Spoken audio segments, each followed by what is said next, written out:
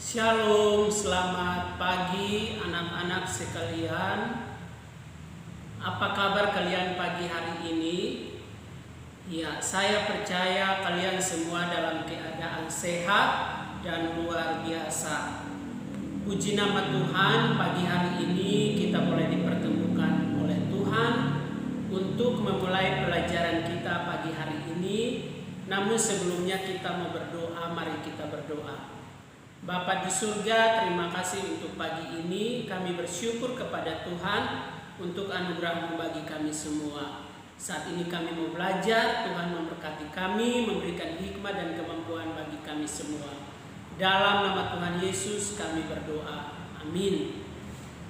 Baik anak-anak, sebelum kita masuk dalam materi hari ini, kita bersama-sama bernyanyi dan kita menyanyikan lagu Satu Nusa Satu Bangsa. Baik anak-anak, hari ini kita akan melanjutkan pelajaran kita, dan pelajaran kita masih berkaitan dengan pelajaran kemarin. Kemarin kita sudah belajar tentang jenis dan sifat dari benda. Nah, hari ini kita mau belajar tentang perubahan wujud zat atau benda. Perubahan wujud zat atau benda. Setelah pelajaran ini, diharapkan anak-anak untuk mengerti, memahami tentang perubahan wujud dari zat atau benda-benda yang ada di sekitar kita, dan anak-anak mampu untuk menjelaskan atau mendefinisikannya.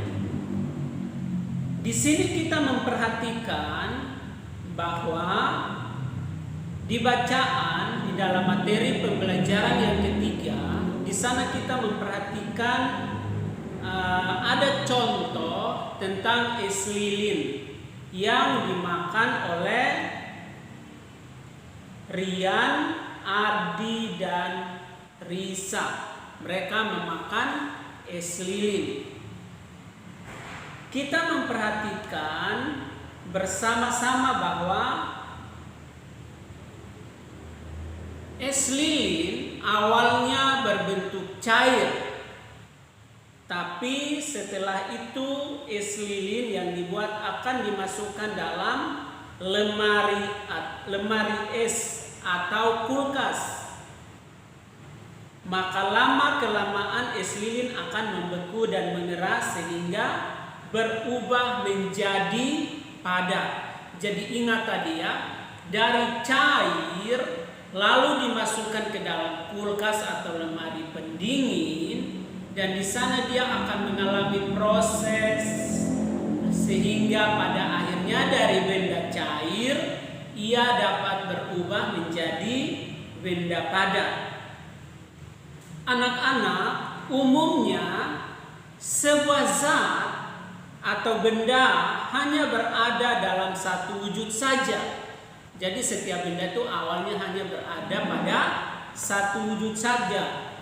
Tetapi yang perlu kita perhatikan di sini adalah ada zat yang dapat berubah dari wujud yang satu ke wujud yang lain. Jadi ada zat-zat tertentu yang berubah dari wujud yang satu ke wujud yang lain. Contohnya tadi kita memperhatikan dari cair bisa menjadi padat. Nah, perubahan wujud zat itu dapat dipengaruhi oleh kalor. Ya, kalor yang sudah kita pelajari pada pelajaran yang sudah lalu ya. Nah, dari kalorlah yang mengubah suhu zat tersebut sehingga ia dapat mengalami perubahan. Jadi kalorlah yang mengubah suhu dari zat tersebut sehingga pada akhirnya mengalami perubahan. Ya, tadi saya katakan seperti yang digambarkan pada es lilin. Es lilin yang dimakan, kalau anak-anak pernah makan es lilin ya, tahu es lilin, atau misalnya es krim ya, pernah kalian makan es krim. Di sana kita memperhatikan awal mulanya tadi saya sudah sampaikan dari benda yang cair lalu dimasukkan ke dalam kulkas atau lemari pendingin dan pada akhirnya berubah menjadi es atau menjadi benda padat. Kita memperhatikan bahwa ketika es lilin dimasukkan ke dalam lemari pendingin, maka suhunya akan turun. Dalam hal ini, es lilin tadi melepaskan kalor sehingga air membeku menjadi es atau menjadi benda padat.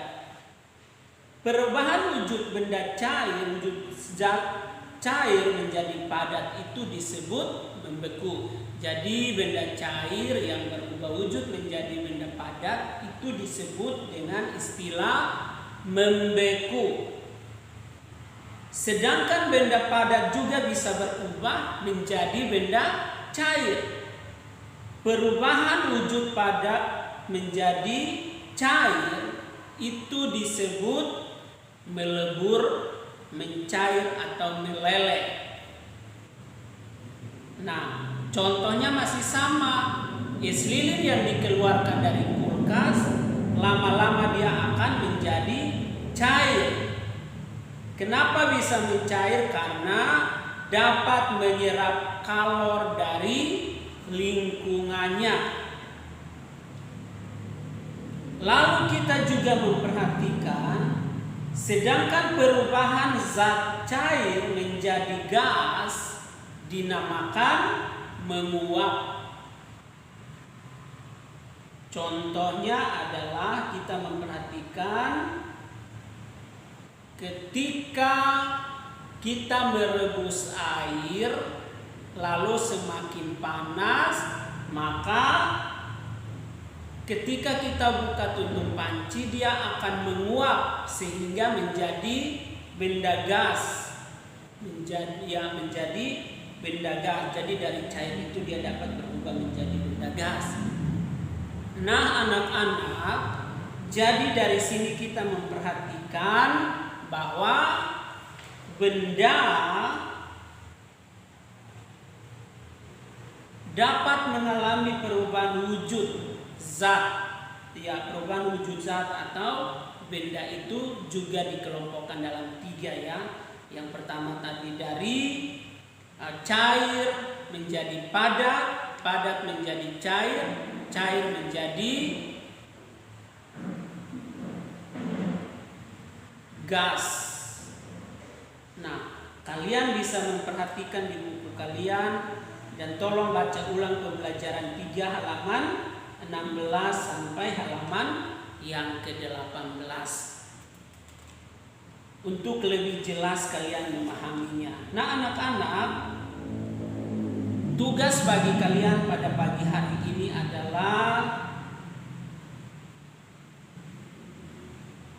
silahkan kalian coba mengerjakan, ayo berdiskusi di halaman yang ke-17. Baik, selamat mengerjakan tugasnya. Tuhan Yesus memberkati.